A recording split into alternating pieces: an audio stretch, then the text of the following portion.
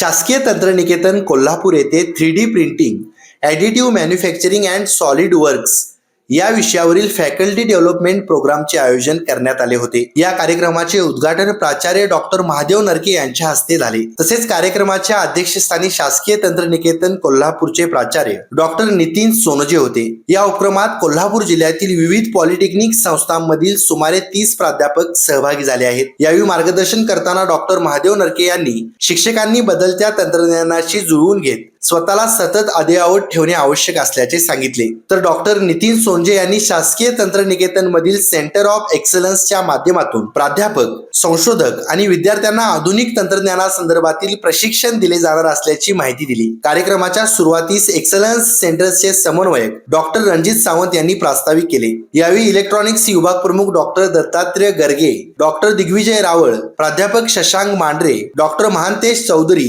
तसेच सचिन पतंगे उपस्थित होते। Doctor D Y. Patil polytechnic Kasba Bawada Kolhapur शासनाच्या सर्व प्रकारच्या स्कॉलरशिप्स उपलब्ध। या माध्यमातून विद्यार्थ्यांना 50 ते 100% फी सवलत, अद्ययावत लॅबोरेटरीज, इंटरॅक्टिव्ह पॅनल युक्त क्लासरूम्स, विद्यार्थ्यांसाठी बसची सुविधा, नामवंत कंपन्यांमध्ये नोकरीची संधी। Doctor D Y. Patil polytechnic Kasba Bawada Kolhapur.